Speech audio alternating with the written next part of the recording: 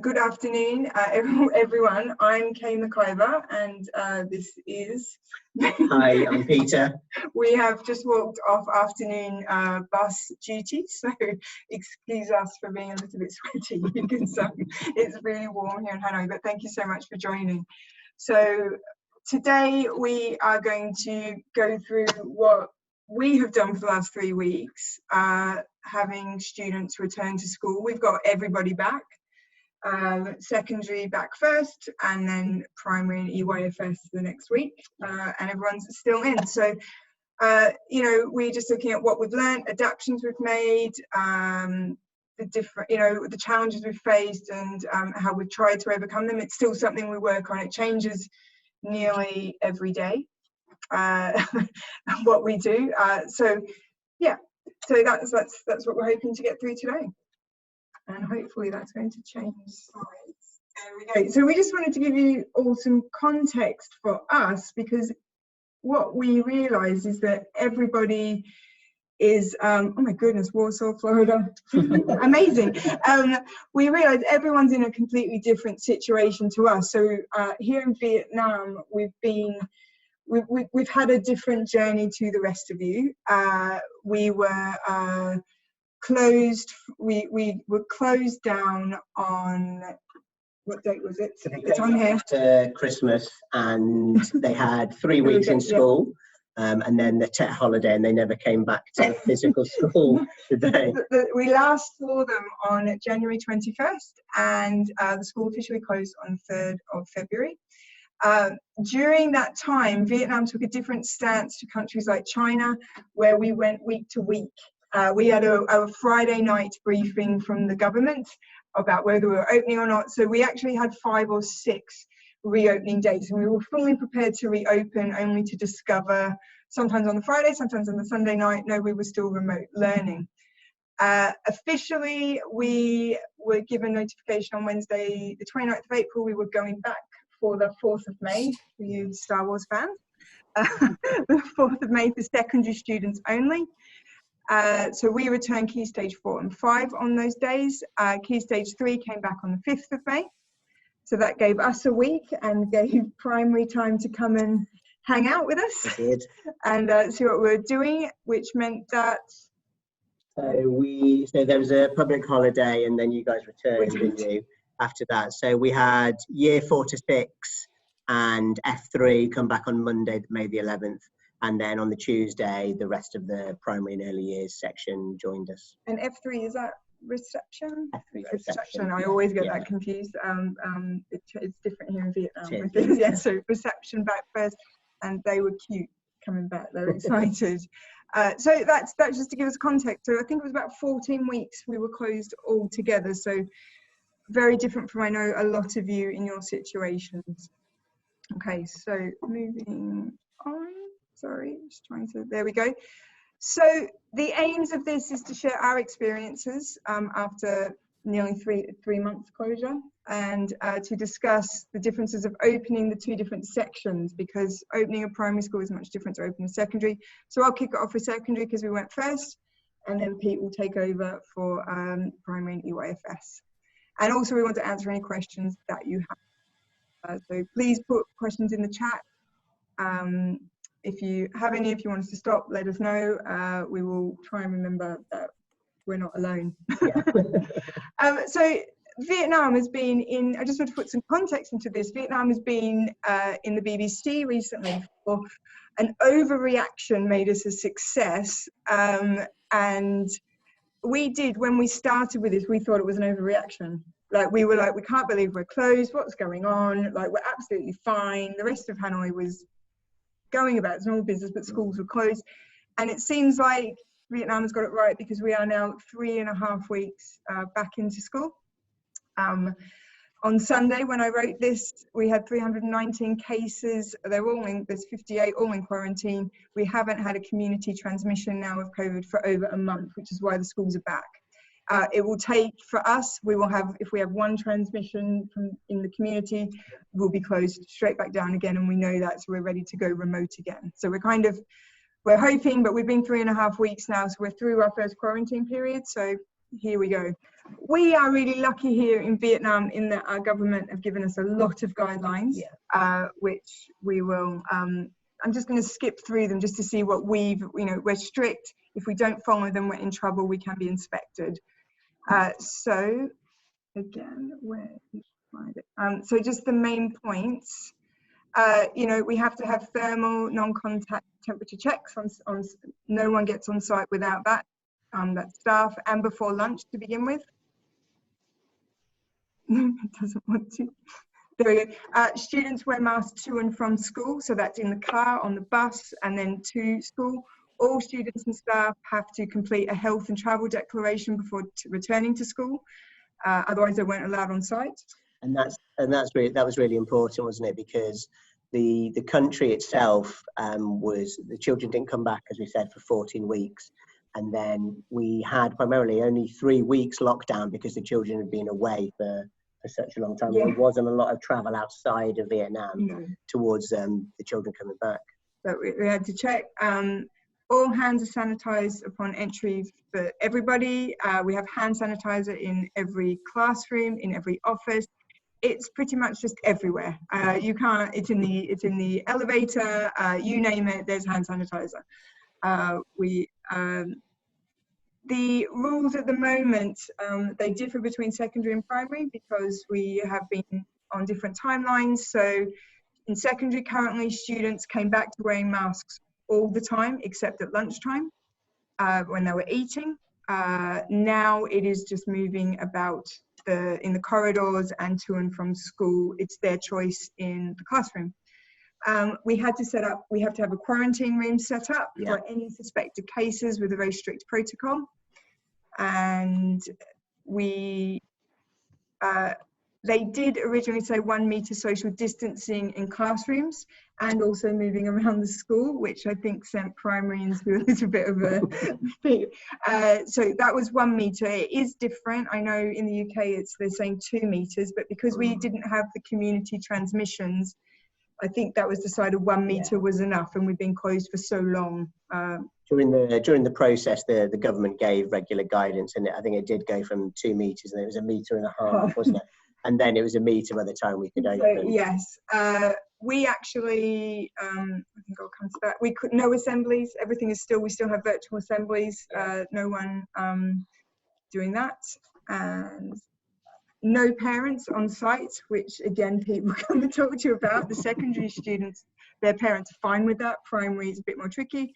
We have signage at the gate around the school in every classroom about how to be safe in a virus. We had to do that. We had a plan, a very detailed plan that had to be shared with all staff, and people had certain roles and they had to be named on the plan, like an emergency plan. Right. So it was, everyone knew their place on day one. We were all ready. So in terms of kind of duties and things like that changed. So it's quite duty heavy to start with from a practical point of view. But to get the children to know the routines and the parents, to be honest with you, that's what it takes. So the teachers were even practicing the entry procedures, weren't they? We did practice. Just so they were really clear about what they were going to have to help the students through on their first day. Everybody practiced. Everyone practiced. It was students must have safety guidelines. At the very first day they came back, the first lesson, we had to have student guidelines. Go an hour going through it with them. I put the presentation that we gave to them, that was, mandated, and we had to be able to share that with the government if they asked for it.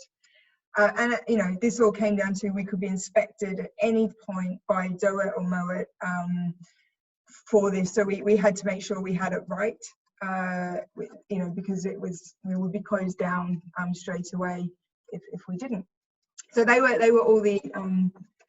That was everything, and it made us feel like our brains were melting a little bit because we had about 3 days really to put it back together after many weeks of remote learning. I think at one point we thought we'd be out until September or to August, didn't we? We really thought that was it, but there we go.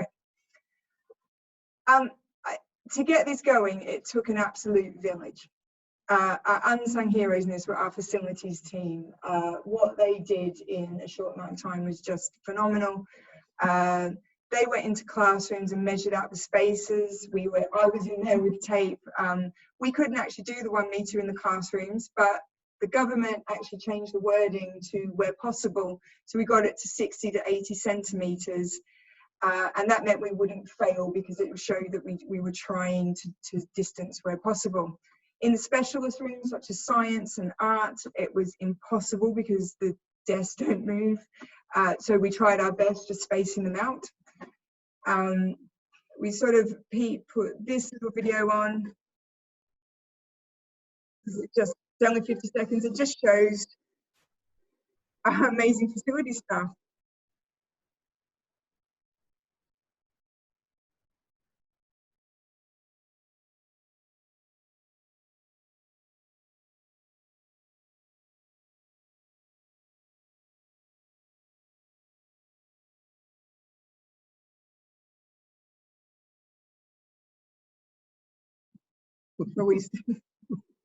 There's our staff practicing the entry. Okay, so the big thing that we learned was that making it work, you have to be visible. Yeah, absolutely. For the staff to make sure they have a really good understanding of what they need to do, so it becomes an embedded routine.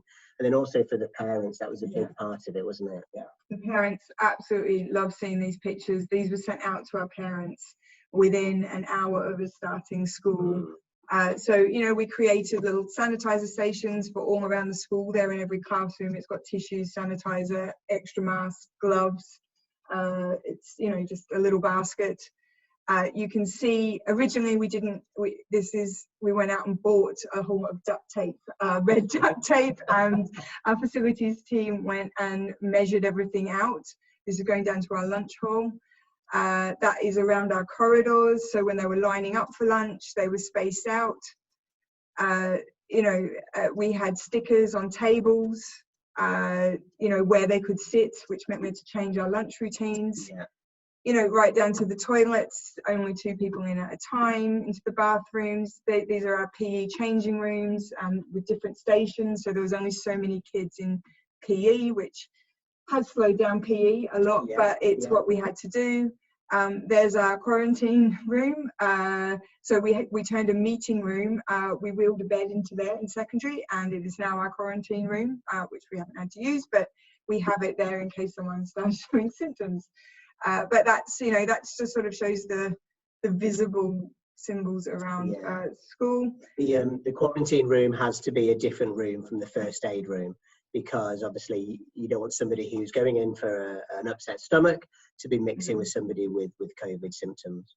So that's in our protocols as well, about if a student is now ill, the nurse, our school nurse, goes straight up and does an assessment of the child, looking for COVID symptoms against I've got a sick stomach, you know, so we make sure they go to the right place, because we don't want to start a panic that someone's ill with COVID when they're not.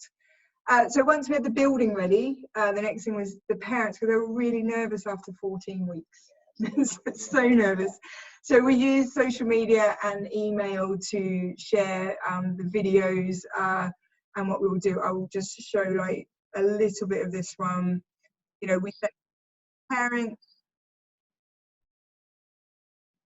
great acting in here from our TAs and staff and guards, bless them.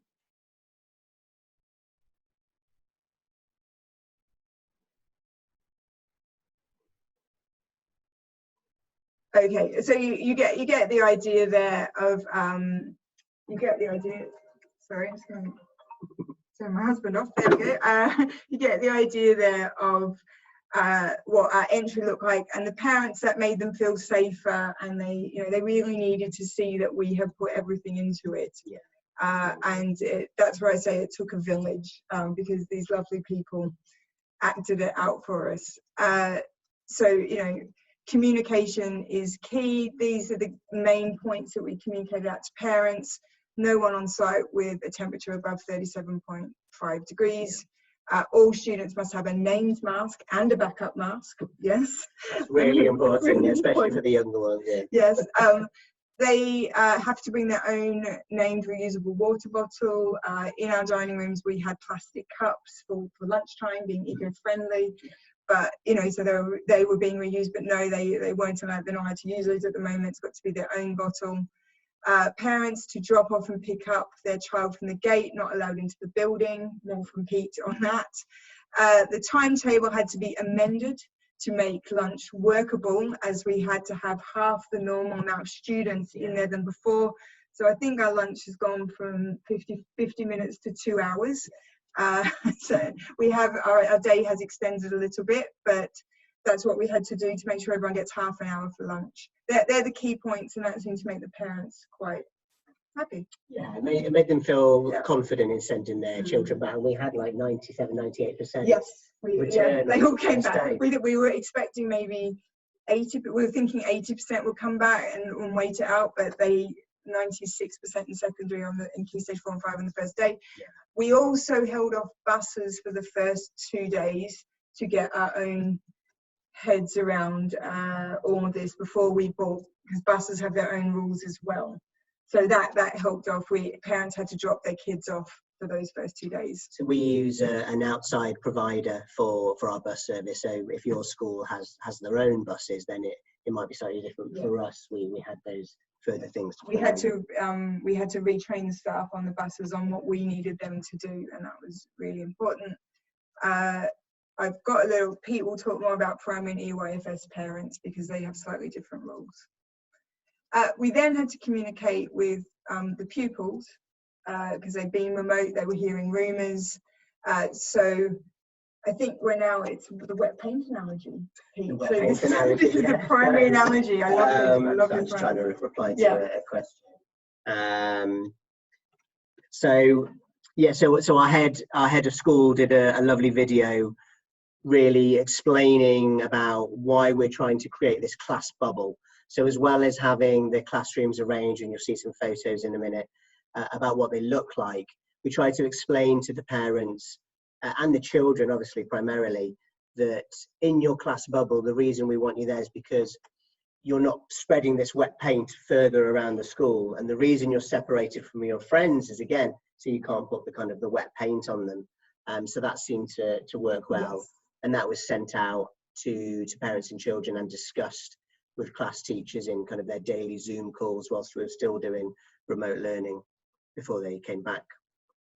So yeah, photos of areas of the school as well, especially for younger children, or if you have children that maybe need visual timetables.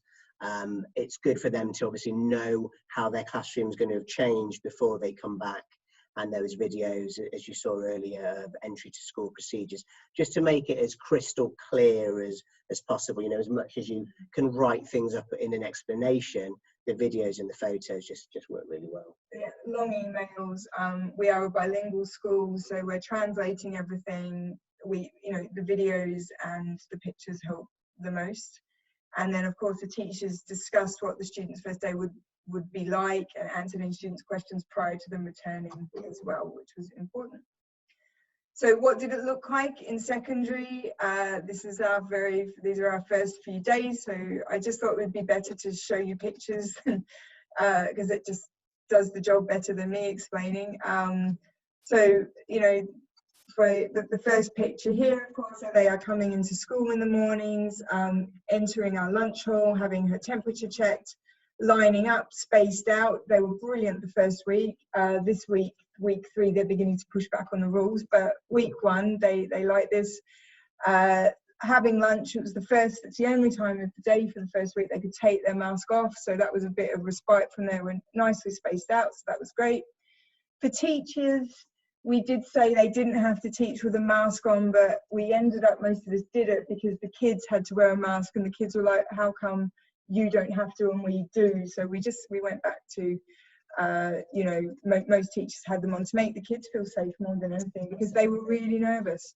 Some of our students hadn't left their apartment for 14 weeks. Yeah. You know, this was their first time out of they hadn't been to a shop, they hadn't been anywhere for 14 weeks. So for the first week, they remained indoor for break and lunchtime. They were in a classroom due to government restrictions on large numbers congregating. that really made it tough for staff because it restricted their breaks. In week 2, we were able to relax that a little bit. They went outside, but they had to wear a mask. But in primary, you sort of used our rules. So in week 1, everyone inside, and you know, so we sort of secondaries leading that. Masks in classrooms is now a choice, thank goodness. We've got, I'd say, probably 70% not wearing masks in class, but we still have, I'd say, with 30% students do not take their mask off during the day. That just makes them feel safe. So that's, you know, we want them to feel safe. Our parents were really nervous. I mean, I'm a parent, and my kids went back on the same day primary did, and I was a bit nervous, even though I knew the school was safe and sanitized. It had been a long break. So sending out the photos, we can't recommend it enough. Absolutely. Especially on the first day back, just get it out there, say look how safe and you know, look how much of a good job everyone's doing here, including the kids. That was really important. And then over to primary. I'm just answering one of the questions on the chat. So talking about how many students in a room and things like that. So obviously, as Kay said earlier, we had the whole school come back. And the reason it's been able to work, and obviously we can't stress this enough, is because of the low number of cases and the fact that we've had a month where there hasn't been community transmission. So any new cases, people who've been flying into the country. And they're just straight into quarantine. They're into a government quarantine facility. So I think we had it spaced out to 60 to 80 centimetres. And in secondary, in Key Stage 3, apologies if you can hear the staff children just running in the corridor. In secondary, our highest number of class sizes in Key Stage 3 is 25, but it's between 20 and 25. So primary? So primary, again, we were able to look at secondary and how they started, and we were really confident. Obviously, we'd seen it work there so well that we would adopt the same thing. So you can see in the photo on the top right-hand corner, you can see there's 3 lanes, and there's markers across the lane so that they stay a distance apart on their way in as well. They have their hand gel applied, they have their temperature checked. And then you can see a walkway on the bottom right. They walk into school. We talked about sending them off into different directions, but in the end we decided on one walkway through the school just at the beginning of the day. And then what we did is we positioned a TA on each floor. So teachers were in classrooms, obviously, to greet the children. There was a TA on each of the 2 breakout rooms where the children put their bags. And then we made sure there was a TA in the corridors, just to make sure that the walking traffic through was sensible, spaced out, and that seemed to work really well. And by the end of week 1, they'd got it. You know, they knew, and they were telling each other what they had to do, which was great. So the classrooms were set out in test conditions. So again, why we felt comfortable was because of the low number of cases to have them all in. And so what we went with the class bubble. So even though we had 25 children in a room together, they were not having access or mixing with children from other classes, even in their year group, and certainly not in other year groups. And then that bubble will widen as the weeks go on. So we're still in the class bubble phase. And next week we're moving from specialists go to classrooms to deliver their lesson, whereas normally children go to specialist rooms. So from next week, that's what we'll be starting. And then we'll be moving to the bubble will extend to the year group, and then it'll kind of go on from there, really. So with PE, one of the things we were really keen on is that the safety was paramount. So for week 1, they kept their masks on with PE. And so the activities the PE team planned were really low level, they were low impact, and they were skill based to make sure that the children weren't out of breath. Obviously, it can be difficult to breathe wearing a mask anyway. So that was really important. And then we decided that the library, there would be no visits again, because you have every class in the school visiting. And what they did is the teachers, before they arrived back, got a box of books, and they were able to keep that for 1 or 2 weeks. And then what they do is they just wipe hand gel before using the books, hand gel everywhere, wiping the books after use, with like a baby wipe, and then at the end of the week when they get sent back, they have a deep clean by the library staff team. I just saw a question in the chat about washrooms. Our washrooms are not huge anyway, but we have put signs out. I think the biggest ones that you can have 4 people in them. We've said 2 people at a time. Yeah. And we've even got markers outside of lining up outside of the washroom. And we have now staff there on duty to make sure that's happening. Pete's going to get onto EYFS. That you could say a whole different. Absolutely. So with early years, if I'm honest, they've been exceptional. So obviously we've got F2 and F3, or we've got nursery and reception, and they're brilliant. And I do think it was the videos and the photos, but also during the remote learning, they're having the daily conversations with the teachers, and that was so important. And because of the high engagement during kind of virtual school, the trust and the relationship was still there, and so that was vital. One thing is that when they first came on, and this builds onto the second language learners question, is that yes, it was difficult for those children with the teacher wearing the mask, and so sometimes as they were greeting the early years children coming in, they just pull down the mask, say, "Hi, it is me, don't worry," and that would make them feel better. So, but yeah, they've been great. So with primary, so continued. These pictures just show the way in. So again, you can see that you've got children who are just going out after having their lunch and children coming in.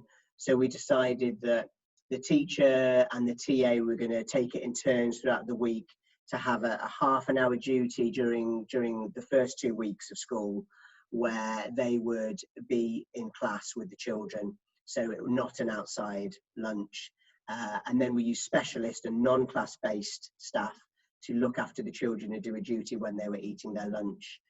So yeah, gelling as they come in, gelling as they go out. Everywhere. I mean, they weren't phased by it, to be honest. They cottoned on really quickly that you've got the stickers on the tables for where they sit, and obviously with the diagonal seating, it worked really well to create a bit more space rather than just kind of opposite ends from each other. So yeah, making it really visual. And just making sure the children are aware of it, and as the days have gone on, they've got quicker and quicker. So end of day. So this is the one bit where for primary they had to come on site. So we're not letting them into the school building, but at the end of the day we are letting them onto the site. And so what happens is they come through a funneling system, and parents as well have hand gel, have temperature checks. And there's a staggered, you can see by the times on the bottom, there's staggered times. And it's taken a few days to get the parents used to, I mean, they're getting used to things the same way that we are and the same way that the children are. And so we've staggered it out. And with a couple of tweaks, it's working really well. And we haven't had any problems with that. It is extending the school day. So it does take a little bit longer to release the children at the end of the day. But the key thing is that whilst we have to do this, until the government say that we can kind of reduce social distancing, which means we can let parents into the school to pick up their children, the safety of the children is paramount. And secondly, the parents just wait at the gate and yell out their child's name and release them, or they're on a bus. So we haven't had to have a funneling system. And then, of course, the cutest photos that you ever do see. So from early years, I mean, just reading through a pedagogic question, to think about that still another day. So what we've done is it has, for the first week, it has gone a little bit old school, because with the distance seating, you can't have the teamwork. This is in primary, and the teacher's been doing it very kind of like, I'm going to talk for a short amount of time. You still got your task, but in terms of that teamwork where you have a group of children together, or really open-ended tasks, it hasn't been like that for the last couple of weeks. And I can say in secondary, we've actually brought in some of the remote learning skills of, using Teams and that they do online, still using some of those for the distance, to keep the distance. So they can still work in groups, but they just can't be sitting like they used to be, which they've now had to learn how to do it, so it's worked well. But EYFS, the big question. Yeah, EYFS. So the EYFS parents obviously were a little bit concerned, but again, it was 98% return on the first day with F3, and then on the Tuesday it was again 98% for both year groups.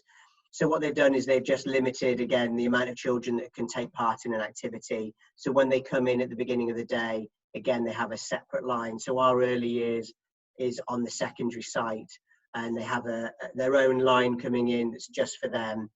They're taken into the school by staff members.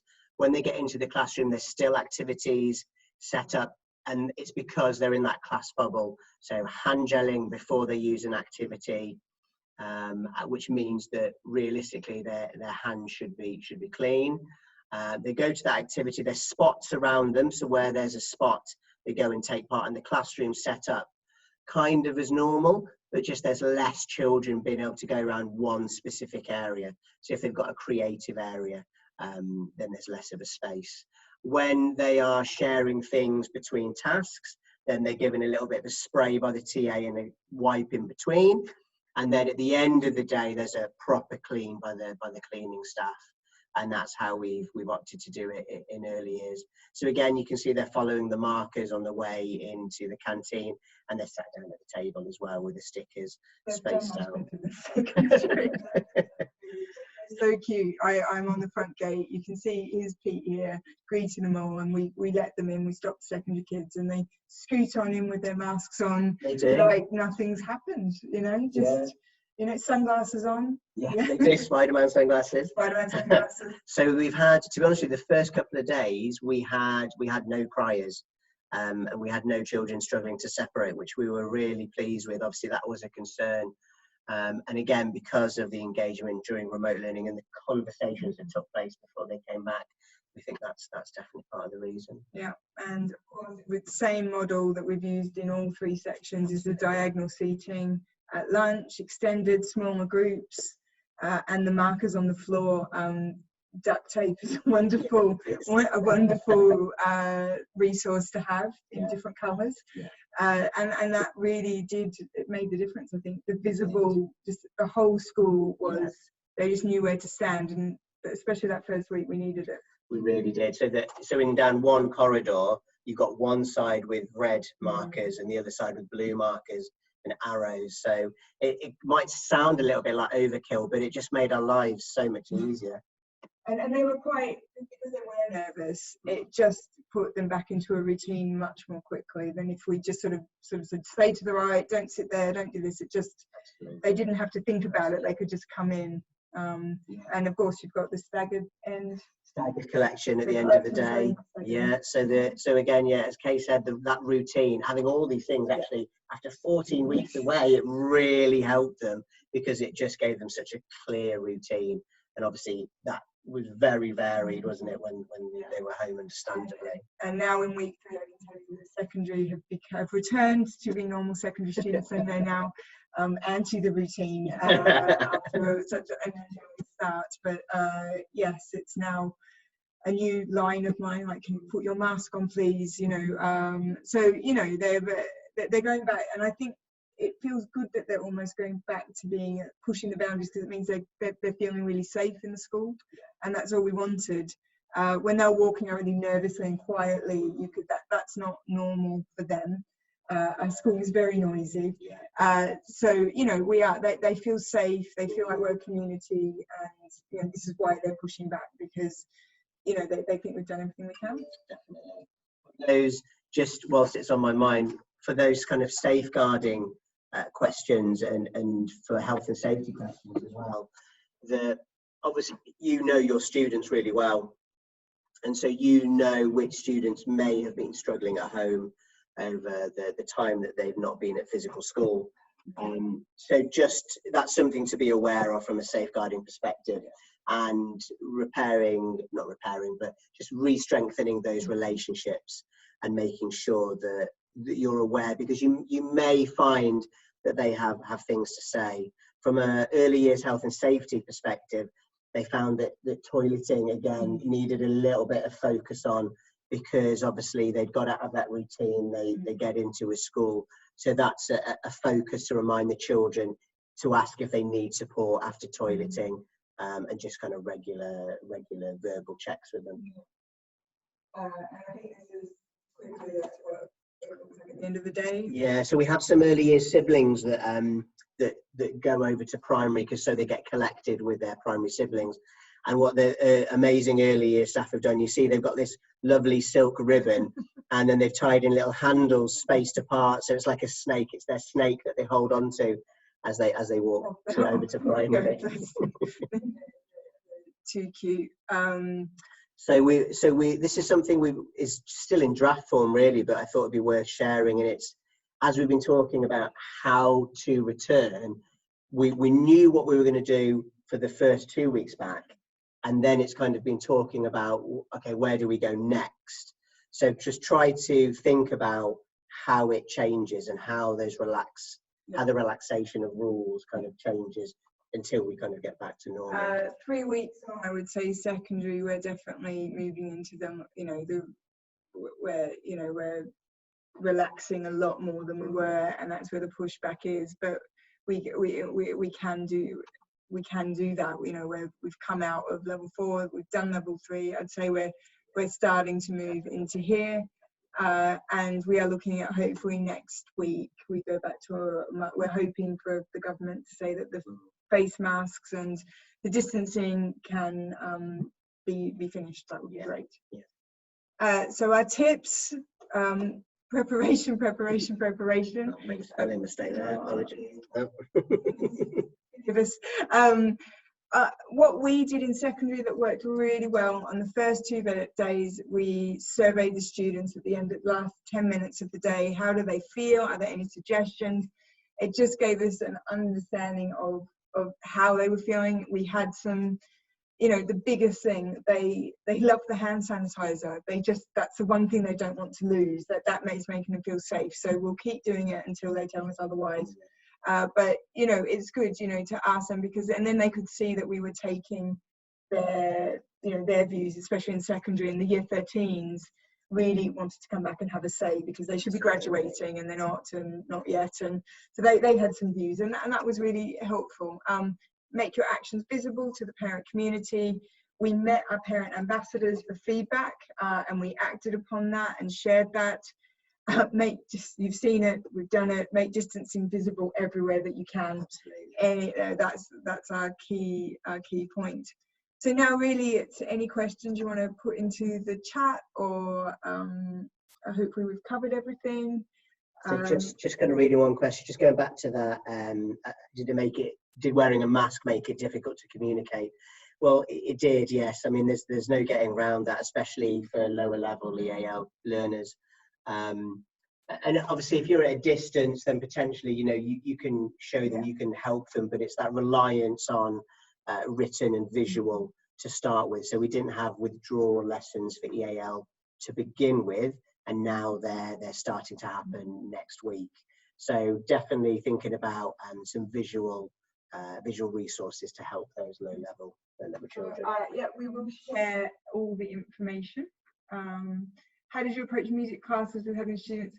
I think they weren't on instruments. Right. They did a lot of singing at a distance. Yeah, it was singing. Choir, because of the difficulties of sanitizing instruments and keyboards. And once you've kind of done 2 weeks, depending on what the bigger picture of cases is like in your country, then potentially you can move to sharing instruments, or having an instrument, hand gel before, cleaning it afterwards, wiping afterwards, deep clean at the end of the day. The plan, we worked on it as SLT across both sites, and then we took it to teachers as well, and teachers came up with some great ideas to help us, and also just so we had everyone's voice in there. That was important, but we had to go with the plan. So we started with also we had really strict guidelines from our government which we couldn't deviate from. So that made a difference. So it definitely was a two-way process. So as Kay said, most of it, most of it was. We still would have done. I think even without any guidelines, knowing our parents, we would have looked at temperature checks and hand sanitizer and some social distancing. But most of the guidelines were government driven. They haven't changed the guidelines for 2 weeks now. So we're looking. We're thinking there might be an update at the end of this week now that we will be over a month of no community transmission. But they really have taken children's safety. It's been their top priority since this started in January. The children have been nowhere near school. So we did, as Kay said earlier, the government guidelines and the SLT conversations formed the scaffold of the health and safety plan that was drawn up. And then that got taken to teachers, and that's when it got fleshed out, because obviously the teachers are there to kind of advise on the day-to-day and the nitty-gritty and the detail, and so they had a full part of kind of fleshing that out. We'll absolutely share, as I said, we'll share our slides, anything you want. Our emails are on the end of this to get in contact with. I'll just say, just looking 3 weeks into secondary, even though this has been about the practicalities of opening a school, I would say in week 3, this is when our well-being is starting to, those sort of issues are starting to come out of such a long closure. So in week 1, it was very quiet, whereas now things are starting to head to our counsellor and head to the key stage coordinators. So it does, there are things emerging, but it's taken about 2.5 weeks for them to get used to being back in school. And so that's sort of the timeline of thinking about how they socially reintegrate. And lots of, like, the year 7s, if we think about it, they come from year 6, they have term 1 where they're still really year 6s, then term 2 is when they become year 7s. In my mind, they missed that. So now the year 7s are still, they are more immature than they normally would be at this point, and that's definitely shown in the dining hall at lunchtime with the squabbles that they're having. But like, we have to take that into consideration, is that they've missed a whole term of that growing up phase, and that has an impact on what we're doing. So Raquel was asking about, where are you? Was it a straight switch? So yes and no. So because it was a phased return, so the older students came back on day 1, so they'd finished their virtual learning on the Friday, straight into school on the Monday. But the younger students still had virtual learning on that Monday, and then they came back to school on the Tuesday. And we were, after 14 weeks of remote learning, we felt it was really clear to draw a line, because once the government said we were safe to go back, I know people in the UK, you may not feel as confident, but once the government, we had to say, look, we are going back. The lessons will be, you can go on to the class, we use Microsoft Teams in secondary. The PowerPoint for the lesson will be there, but the videos and the online and everything we'll be doing, that stops, because we have the government is saying it's time to go back to school. But that is really different depending on your situation. We were definitely ready after all that time to get them back into class. And if we'd continued, it just would have split it, and teachers wouldn't have coped. There's no way we could have continued what we're doing online at the same level and had face-to-face. So, and then because the parents knew that, 98% of attendance on day 1, and we're still at 98% attendance 3 weeks in. I mean, we talked about the possibility of having to do a blend, as someone said, and have, let's say, imagine we went for 50 were in and 50 not. So we'd had to consider it and what we would do. But obviously, what we'd work towards was everybody coming in, and fortunately, they did. They did it more came than we actually expected. We thought parents would be more nervous than they were. As a parent who'd witnessed 14 weeks of home learning, certainly my husband was more than happy for them to go back to school, because he never wants to teach maths ever again to a 6-year-old. And we don't have any students who are still self-isolating due to medical concerns. We haven't had any cases within our community of COVID. We've been lucky, I think, and that has come down to the government jumping on it straight away when it was felt like an overreaction. yes, it is now. We've just got people who are getting sick, but that's sort of like just normal. You know, they've got allergies or they've got this, but it's hard not to jump to what's wrong. Oh, you've just, you know, and that's a new normal as well. Like it's okay to be sick without it being COVID. So Chris has asked a question about the hand gel. Is it over 70% alcohol? It's a good question, and I do need to check it, to be honest with you, Chris. So I'm not sure, but I can write it in the chat later on. It's pretty. They're wearing enough of it. Like they are putting it on every 60 minutes. If they leave the classroom to go to the bathroom, they put it back on. The teacher greets them with hand sanitizer every single lesson, into lunch, out of lunch, before school. The only time they're not getting it is when they're leaving school. I mean, obviously, when there's the time, the teachers are, you know, especially for the little ones, doing that conversation about hand washing, how important it is, and showing it. But the gel is just really practical, isn't it? And yes, the washrooms in secondary are definitely being monitored. We have staff on a duty point outside all of them. We do have the signs up reminding students, but it's just, I mean, that's the surveying. We surveyed secondary last Friday, and the one thing that came out from the survey was that the hand sanitizer makes them feel safe. So they want the mask on. They're sick of the mask. They're sick of social distancing at lunchtime, but the sanitizer, they like that. So, you know, we're like, once the government give us permission to relax a bit more, we will, but we'll keep the sanitizer. And also, I think the channels at the start of the day we'll probably keep, because we've got it. We're really quick on it now, aren't we? Like they're in 20 minutes. They are. They're really good. Really quick. Temperature check, hand sanitized. As well. They are having like seconds, thirds. Some are having fourths. They're really hungry. We don't know whether it's just because they've had a growth spurt while they've been away, or it's they're back to the routine. So obviously they're mentally tired and they want more food, but they're eating a huge amount.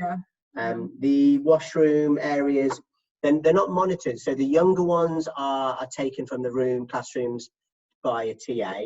With the older children, the rule is that only one child from a class at a time can go, which obviously means that there could be potentially up to 4 children with full form entry, but it's unlikely. So the rule for the class teachers is for the older children, only one from each class at a time, and then it's, you know, just, that's the rule. Any other questions? So we've had a question about suggestions for schools who will only be returning in the falls after the summer, with new student groups, new teachers, new dynamics. I mean, it's not something we've had to go through, but I'd say that preparing them as much as possible through visual resources like we've shown, and doing everything you can to build those relationships, so that when they start, whether virtually or whether physically in school, those relationships are already as strong as possible. Yeah, and I think also keeping some of the things that we learnt during virtual school, you know, like being my year 7s, that we're less reliant on an exercise book now, because we're better at sort of collaborating. So if we have to go back into isolation, that's important. I think that's going to be really important, that we you know, we learn from this experience, and that, you know, for me, I think we will have another period of isolation in the next 6 months. It might just only be 2 weeks, but you know, we've got to make sure that those practices are shared with all the staff, and, you know, old staff are able to say, right, this is how we do it, these are our e-resources, and making sure everyone's trained up. And the students as well, they've had to have a huge learning curve on the IT system. Yeah, absolutely. Yeah. They've gone from, you know, very traditional, you know, like they were using devices, but 100%. And the year 8 shocked me the other day, and something I would have had to explain to them. They were just like, oh, I've emailed it to you, it's shared, it's airdropped, and I was a bit like, oh, okay. So, you know, we've got to keep those practices going. Science practicals, we haven't been doing them yet. Yes, they still are not happening until we want to get to that level 1, really, for the science practicals, just for the space and the distancing that we still have to adhere to. So science practicals, hopefully, we're going for next week, hopefully. yeah, and that's the reason why we haven't, is because disinfecting the equipment, the numbers in labs, it's already quite difficult to distance them in the labs because of the way the tables are set up. So yes, no practicals until we go to level 1 on peat lovely chart there. Right. Okay, we've taken up enough of your time, I'm sure. So thank you so much for joining us today. We'll share everything. It's been great to share some of our experiences, and we hope it's useful. So good luck to everybody that's going to be welcoming their returning students back. Yeah, and please email us if you've got any questions. I'm secondary, Pete's primary. We've definitely had to work as a team, which has been great. So thank you very much, and have a good evening or day wherever you are around the world. Great. Thanks, everyone.